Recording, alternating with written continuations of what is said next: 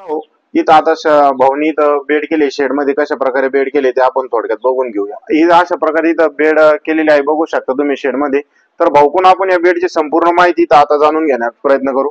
तर तुम्ही सकाळी उठल्यापासून शेवटपर्यंत म्हणजे काय काय ट्रीटमेंट याला करता, किती पाणी कसं वगैरे कसं मारत्या, काय नियोजन असतं तुमचं? बघा, आपल्या इथं 3 प्रकारचे बेड केलेले जातात. आपण ही जी पद्धत बघतोय हो. ही लाईफ टाइम वर्मी बेड पद्धत आहे, जी की सिमेंट पासून म्हणजे एकदम हेवी कन्स्ट्रक्शन आहे. हो. शेड आहे, इथं आपण 12 महिने उत्पन्न घेऊ शकतो. हम्म. आणि दुसऱ्या ठिकाणी जे आहेत आपलं टेट्रा वर्मी बेड आहे, जे की मी तुम्हाला सांगितलंय हो. की ज्या शेतकऱ्यांना घरच्या घरी लवकर तयार करायचं असेल तर एक प्लास्टिकच्या बेड मध्ये तो एक आपल्याकडं प्रोजेक्ट आहे. आणि त्यानंतर ओपन बेड मध्ये, हे ओपन बेड जे सांगितलंय मी तुम्हाला की कमी खर्चात जे तयार करायचंय, हो. अशा 3 ठिकाणी आपलं 3 पद्धती आहेत. बरोबर. तर आपण सकाळी उठल्यानंतर याच्यावरती दिवसाआड दिवसा पाण्याचं नियोजन असतं. त्यानंतर गांडूळ बीज काढणं, आणि ज्या शेतकऱ्यांना गांडूळ खत वगैरे पाहिजे त्या ऑर्डरचं नियोजन करणं, आणि इतर काही शेतीमधले काम याच्यामध्ये डेली लेबर लागत नाही, फक्त शेणखत वगैरे टाकणं, त्यानंतर खत तयार झाल्यानंतर काढणं, त्यानंतर गांडूळ बीज वगैरे काढायचे असेल याच गोष्टीसाठी लेबर लागतं. याच्यामध्ये जास्त काही लेबर लागत नाही. आता आपण ही जी बेड पद्धत बघतोय ही लाईफ टाइम वर्मी बेड पद्धत आहे. ही याची साईज जी आहे 12 फूट, हे 28 फूट लांबी, 4 फूट रुंदी आणि 1 फूट उंची. आता याची 1 फूट उंची काय आहे, ते आपण स्पेशल गांडूळ बीज तयार करतो. ज्या शेतकऱ्यांना घरच्या घरी गांडूळ खत तयार करायचे किंवा ज्यांना प्रोजेक्ट सुरुवात करायची त्याच्यासाठी लागणारे गांडूळ बीज आपण या ठिकाणी तयार करतोय. या साईडला आता ह्या बेडला दोन्ही साईडनं उतार दिलेला आहे आपण, आणि साईडनं 2-2, 3-3 नळ्या टाकलेल्या आहेत वर्मी वॉश कलेक्शन साठी. आणि त्यानंतर या साईडनं आपण नाली बनवलेली आहे. या नालीमधून सरळ इकडं वर्मी वॉश जातं, आणि इथून तिकडं 3000 लिटरची आपण टँक बनवलेली आहे. त्या त्या टँक मध्ये पूर्ण इथलचं वर्मी वॉश कलेक्शन होतं. आणि त्यानंतर आता इथं आम्ही बेड भरताना याच्यामध्ये खालचा एक अर्धा फूट काडी कचऱ्याचा लेअर देतो आणि वरून अर्धा फूट शेणखत टाकतो. आता इथं हाईट कमी काय याचं मेन सांगायचं म्हणलं की 2 फूट हाईट असली तर गांडूळ बीज जे आहे ते जास्त खोलीवर जातात, मग ते काढण्यासाठी तकलीफ होते. त्याच्यामुळे आपण 1 फूट याच्यामध्ये बेडची हाईट दिलेली आहे, जेणेकरून गांडूळ बीज लवकरात लवकर काढता येईल. बरोबर. अशा पद्धतीचं इथं एक वर्मी बेडचं हेवी कन्स्ट्रक्शन आपण केलेलं आहे. मला एक प्रश्न इथं निर्माण झाला, तुम्ही ज्यावेळेस शेणखताची खरेदी करतात तर त्यावेळेस त्याची क्वालिटी कशा प्रकारे असते, म्हणजे कोणत्या क्वालिटीचं खत तिथं खरेदी केलं गेलेलं पाहिजे? बघा, आपण त्याच्यामध्ये कुठल्याही प्रकारचा काडी कचरा वगैरे येऊ न देता कामा आहे. त्यानंतर माती बिलकुल नाही आली पाहिजे. त्यानंतर जे गायींना वगैरे इंजेक्शन दिले जातात त्याच्यामध्ये येतात, मग ते भरते वेळेस गांडूळ काढते वेळेस ते हातातही घुसू शकतात. जर ते असं थोडं एक लक्ष देऊन, आणि पूर्ण गोब्यावरचं शेणखत आपण विकत घेतो. थोडक्यात प्युअर फॉर्मचं जे शेणखत इथं असतं, प्युअर 1% याच्यामध्ये माती नाही राहत, पूर्ण शुद्ध शेणखत या ठिकाणी घेतो आणि त्यापासून गांडूळ खत तयार करतोय. आता आपण या ठिकाणी येऊया. इकडं आपण गांडूळ बीज ज्या शेतकऱ्यांना पाहिजे त्यासाठी आपण इकडे गांडूळ बीज काढून ठेवलेले असतात. आपण इकडे बघू शकतो. आता अशा पद्धतीने 1 किलोला 1000 संख्या आपण या गांडुळांची देतो. याच्यामध्ये प्लस अंडी प्लस खाद्य असतं. 1 किलोला जर तुम्ही कॅल्क्युलेशन केलं तर 1000 गांडूळ बीज याच्यामध्ये तयार होत असतात. आणि याचा रेट जो आहे आपण 10 किलोच्या वरती घेतलं तर 250 रुपये किलो प्रमाणे देतोय. 10 किलोच्या आत जर घेतलं तर आपण 300 रुपये किलो प्रमाणे देतो. ही जी व्हरायटी आहे आता, ही कुठली प्रजाती येते याची? बघा, याच्यामध्ये जे 12 इंचापर्यंत वाढते ती युडरलस युजिनिया जाते, आणि दुसरी जी आहे 4 इंचापर्यंत वाढते, लाल कलर असतो, ती की सॅनाफेटाडा म्हणून आहे. दोन्ही जाती आहेत आपल्याकडे. दोन्ही मिक्स सोबत इथे मिक्स पण देतो, ज्यांना वेगवेगळं पाहिजे त्यांना वेगवेगळं. टेट्रा वर्मी बेड बद्दल आपल्याला भाऊनी माहिती सांगितली होती, पण आता लाईव्ह इथं बघू शकता आपण टेट्रा वर्मी बेड इथं कशा प्रकारे त्यांनी भरलेली आहे आणि कशा प्रकारे इथं त्यांनी लेअर त्याला दिलेले आहेत. बघा, आपण हा इथं जो लावलेला आहे टेट्रा वर्मी बेड पद्धत आहे, आणि याची साईज जी आहे 12-4-2 म्हणजे 12 फूट लांबी, 4 फूट रुंदी आणि 2 फूट उंची. तर या एका बेड मध्ये साधारणतः 1 टन गांडूळ खत लागतं. आता मी तुम्हाला तयार होतं. आता तुम्हाला मी एक सांगतो की याचं सुरुवातीपासून तर शेवटपर्यंत कसं खत तयार करायचं इथपर्यंत माहिती, आणि कोणत्या पिकाला किती द्यायचं ही माहिती मी तुम्हाला देतोय. बघा, आता आपण इथं 2 बेड इथं बसवलेले आहेत. आता ज्या शेतकऱ्यांना आपल्या शेडमध्ये बेड बसवायचा आहे आणि तिथं खाली कॉन्क्रीट केलेलं आहे, तर ते त्या ठिकाणी हा टेट्रा वर्मी बेड कशा पद्धतीने लावावा, तर त्यासाठी आपण इथे एक ब्रॅकेट लोखंडी तयार केलेलं आहे. या स्वरूपात जर बेड लावला तर आपण कॉन्क्रीटवरही बेड उभा करू शकतो. आणि त्यानंतर ज्या ठिकाणी झाडाच्या सावली खाली लावायचं आहे किंवा शेडमध्ये कॉन्क्रीट नाही केलेलं, बांबूच्या साह्यावर आपल्याला बेड लावायचं आहे, तर या ठिकाणी आपण बांबूच्या साह्यावरही बेड लावलेला आहे. आता सर्वप्रथम बेड लावताना याला काय काळजी करायला पाहिजे, खाली जे आहे ते 1 फुटाचा आपल्याला त्या साईडनं स्लूप द्यायचा आहे, जिकडून वर्मी वॉश निघतं त्या साईडला आपल्याला उतार द्यायचा आहे, स्लोप द्यायचा आहे. त्यानंतर या बेडला आपण 14 बांबू बसतात उभं करण्यासाठी, याला 14 पॉकेट दिलेले आहेत. त्यासाठी आपण 3-3 फुटाचे बांबू कट करून घ्यायचे आहेत आणि बेड इथं अंथरायचा. त्यानंतर याला पॉकेट जिथं आहे तिथं मार्किंग करून घ्यायची. त्यानंतर आपल्याला बांबू वापरताना पूर्ण हेवी बांबू याच्यामध्ये यूज करायचे आहेत आणि ते डांबर असेल डांबरात बुडून खाली लावू शकतो, किंवा आपल्याकडे पांढरा जो चिकट टेप असतो ते चिकट टेप त्याच्यावरती लावायचा, जेणेकरून तो लवकर बांबू जो आहे तो लवकर खराब होणार नाही.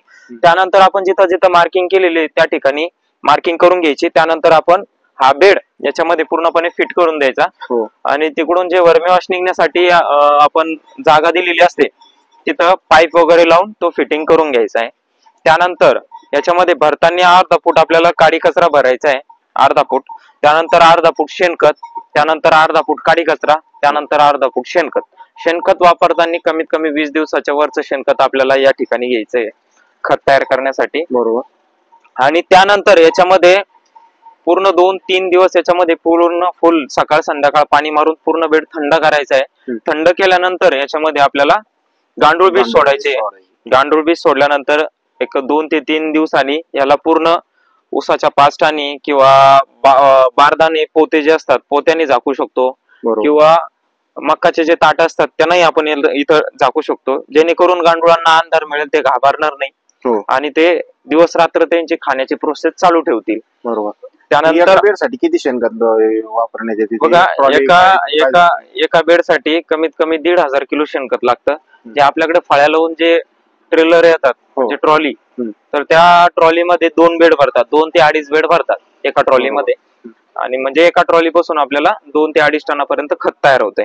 एका ट्रॉली पासून 2-2.5 टनापर्यंत खत तयार होते. त्यानंतर याच्यामध्ये पाणी मारण्याची प्रोसेस जी आहे ती आपण हिवाळा आणि उन्हाळा हप्त्यातून म्हणजे 3 ते 4 वेळेस, म्हणजे 8 दिवसा. आणि पावसाळ्यामध्ये 2 दिवस गॅप देऊन तिसऱ्या दिवशी, म्हणजे तिसऱ्या दिवशी आपण त्याच्यावरती पाणी मारू शकतो. त्यानंतर बघा, खत तयार झाल्यानंतर कशा पद्धतीने काढायचंय आपल्याला. खत तयार झाल्यानंतर नाही, या ठिकाणी नाही झालं, पाठीमाग. खत तयार झाल्यानंतर पाणी मारणं पूर्ण बंद करायचंय. खत तयार झालेलं म्हणजे कसं पूर्ण एकदम काळं आणि चहापत्ती टाईप तयार झालेलं दिसतं ते. आता हे एक 60 ते 70% गांडूळ खत तयार झालेलं आहे. याच्या परता पूर्ण एक चहापत्ती टाईप गांडूळ खत तयार झालेलं दिसेल. त्यावेळेस आपल्याला काय करायचं, याच्यावरती पाणी जी मारण्याची प्रोसिजर आहे ती बंद करून द्यायची आणि त्यानंतर 10 दिवसानंतर आपल्याला याच्यावरती जे खत तयार झालेलं आहे ते काढायला सुरुवात करायची. मग आपण ज्यावेळेस खत तयार होतं ते कशा पद्धतीने, जे वरचं तयार सुकलेलं आहे अशा पद्धतीने तयार झालेलं खत पूर्ण एका ठिकाणी असं गोळा करून घ्यायचंय आणि हे उचलून घ्यायचंय, म्हणजे सकाळ संध्याकाळ. जेणेकरून काय होतील, याच्यामध्ये जे गांडूळ येणार असतील ते येणार नाही. आपल्याला सुकून का द्यायचंय, ते ओलाव्यात जातील आणि जे वरचं सुकलेलं आहे, सुकलेल्या लेअर मध्ये गांडूळ राहत नाही, ते आपल्याला जमा करून घ्यायचे. खत तयार झालेलं आपल्याला जमा करून घ्यायचंय. आणि त्यानंतर जे मी तुम्हाला सांगितले की कोणत्या पिकाला कशा पद्धतीने खत वापरायचं, त्यासाठी आपण फळबाग वगैरे असेल, 3 वर्षाचे झाडं असतील तर त्यासाठी आपण एका झाडाला 3 ते 5 किलो पर्यंत वापरू शकतो. आणि जे 3 वर्षाचे फळझाड आहे, 3 वर्षाच्या आतले, त्यांना 1 किलो पासून 2 किलो पर्यंत आपण गांडूळ खत वापरू शकतो. आणि जे इतर दुसरं आपलं गहू, मका, ज्वारी, फुलवर्गीय, परत वेलवर्गीय जे पीक असतील त्याला एकरी 1 टन गांडूळ खत आपल्याला वापरायचं आहे. आता जे वर्मी वॉश वापरायचं आहे ते एकरी आपल्याला ड्रिंचिंग जर करायचं असेल किंवा ड्रिपद्वारे जर द्यायचं असेल तर एकरी 20 लिटर 100 लिटर पाण्यामध्ये मिक्स करून ड्रिपद्वारे द्यायचं. आणि आपल्याला फवारणीद्वारे जर त्याला फवारायचे असतील तर एका पंपाला 1 ते 1.5 लिटर वर्मी वॉश घेऊन आपण स्प्रे करू शकतो. बरोबर. आता ही जर आपली ट्रेक्टर वर्मी बेडची जी प्रोसेस होती ती इथं कम्प्लीट झालेली आहे, तर जी काही दुसरी ओपन फीड वरती जे तुम्ही यूज करता ते कशा प्रकारे करता? तर शेतकरी मित्रांनो, जे काही टेट्रा वर्मी बेड आहे त्यांची माहिती तर आपण बघितलीच आहे, सर्व माहिती आपल्याला भाऊने सांगितलीच आहे चांगल्या प्रकारे. आता जे काही ओपन फीड वरती बेड इथं केलेले आहेत त्यांची माहिती आपण जाणून घेण्याचा प्रयत्न करू. बघा, या ठिकाणी जो एरिया आहे ओपन बेडचा, कमीत कमी एक 30-35 गुंठ्यामध्ये आपण इथं ओपन स्पेसला गांडूळ खत तयार करतो. आता आपण इथं तयार करते वेळेस ओपनला अगोदर खाली पूर्ण ताडपत्री टाकलेली आहे.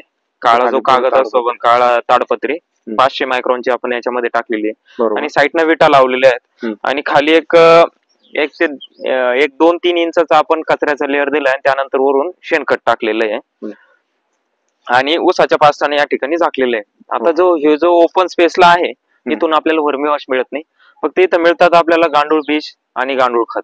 आणि हे वर्षभर नाही मिळत, आपल्याला एक 8 महिने इथं मिळतं.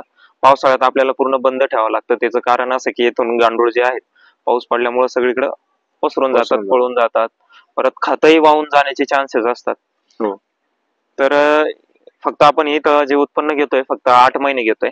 आता ज्या शेतकऱ्यांना घरच्या घरी गांडूळ खत एकदम कमी खर्चात तयार करायचे तर ते या रीतीने आपण या ठिकाणी करू शकतो. बघा, या ठिकाणी मी तुम्हाला सांगितलंच, कागद आपण ताडपत्री टाकली, त्यानंतर साईडनं विटा लावलेल्या आहेत आणि त्यानंतर याच्यामध्ये काडी कचरा आणि शेणखत भरलेलं आहे आणि याचा उतार जो आहे एका साईडला पूर्ण उतार दिलेला आहे, जेणेकरून मध्येच पाणी तुंबणार नाही. इथून पूर्ण खालपर्यंत पूर्ण उतार दिलेला आहे आपण, एक साईड उतार त्याला दिलेला आहे. हा, आता आपण इथं बघूयात कशा पद्धतीने गांडूळ खत जे आहे ते तयार होत. याला किती लेअर दिलेला आहे तुम्ही? इथं फक्त 2 लेअर आहे. एक खाली काडी कचऱ्याचा लेअर दिलेला आहे आणि दुसरा जो आहे तो शेणखताचा लेअर दिलेला आहे. बघा, अशा पद्धतीने इथं गांडूळ खत तयार झालेलं आहे. आता जे आपण गांडूळ बघितले होते बघा, ही जी जात आहे मी 12 इंचापर्यंत म्हणलो ना, ही युड्रिलस युजेनिया जात आहे.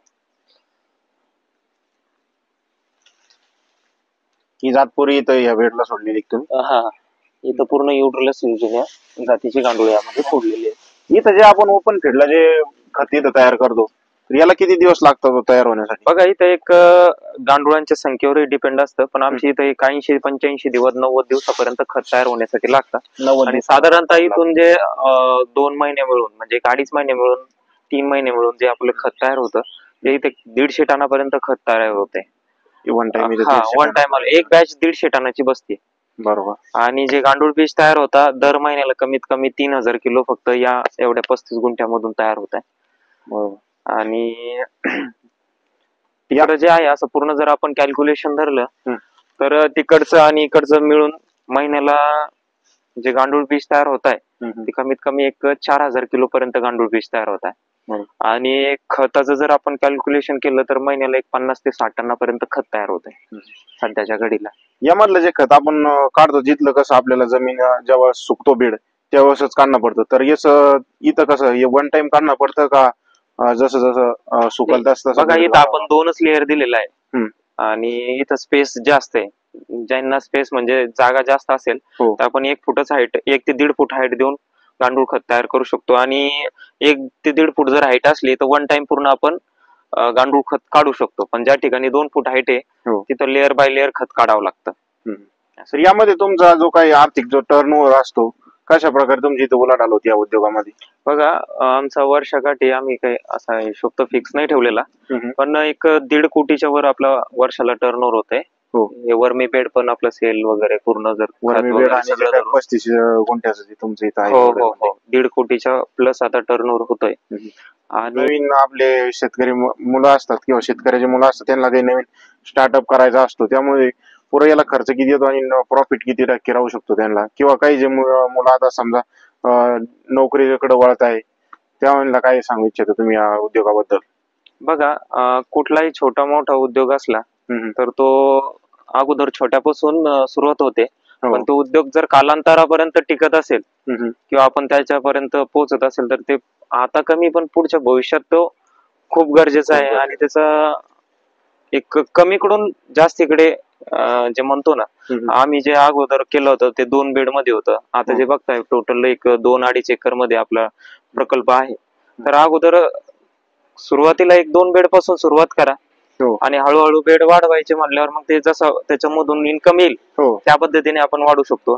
आणि अजून ते विद्यार्थी जे नोकरी मागे लागताय ना, तर त्याच्या ऐवजी जर नोकरी सोबतच अशा एक छोट्या पद्धतीचा जर गांडूळ खताचा प्रकल्प सुरुवात केला तर नोकरी चालू राहील आणि त्यानंतर आपला हा उद्योगही चालू असला बरोबर तर याच्यातूनही इन्कम मिळतं. आणि ज्यावेळेस त्याच्यामधून भरघोस उत्पन्न मिळायला लागलं त्यावेळेस आपण नोकरी सोडूही शकतो. बरोबर. तर जे काही आमचे प्रेक्षक आहेत त्यांना तुम्ही काय कशा प्रकारे जर मदत करू शकता, त्यांनी जर स्टार्टअप करायचं जर ठरवलं तर तुमच्याकडून कशा प्रकारे त्यांना मदत मिळू शकते? ज्यांनाही गांडूळ खताचा प्रकल्पाची सुरुवात करायची असेल तर आपण A to Z पर्यंत पूर्ण मार्गदर्शन करतो. आपण दर महिन्याला ट्रेनिंग ठेवतोय. त्या ट्रेनिंग मध्ये शेतकरी येतात आणि सुरुवातपासून म्हणजे गांडूळ खताच्या तयारीपासून तर शेवटपर्यंत मार्केटिंगचं पूर्ण त्याच्यामध्ये पूर्ण माहिती दिली जाते. म्हणजे इथून फुल पॅकेज होऊन जातं माणूस आणि इथून बरेच शेतकरी इथून प्रशिक्षण घेऊन आणि त्यांचे आता बरेचसे मोठमोठाले प्रकल्प आहेत. आता समजा तुमचे प्रशिक्षण इथं तुम्ही मुलांना तेही यासोबत करतात, देण्याचं काम इथं करतात, तर एका बॅच मध्ये किती विद्यार्थी घेता तुम्ही?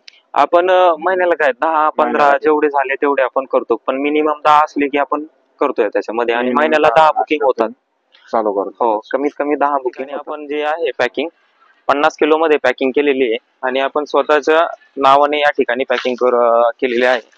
ही जी बॅग जाते 50 किलोची आपण 600 रुपयाला बॅग देतोय शेतकऱ्यांना. आणि जे खत पूर्ण जातं पूर्ण इथं चाळणी होऊन पॅकिंग होते. तुम्ही खत बघू शकता,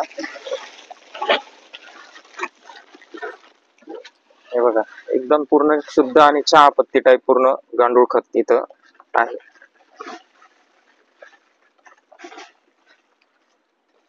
तर मित्रांनो, इथं आपण पॅकिंग कशी करायची, कसं पॅकिंग वगैरे बघितलं आहे.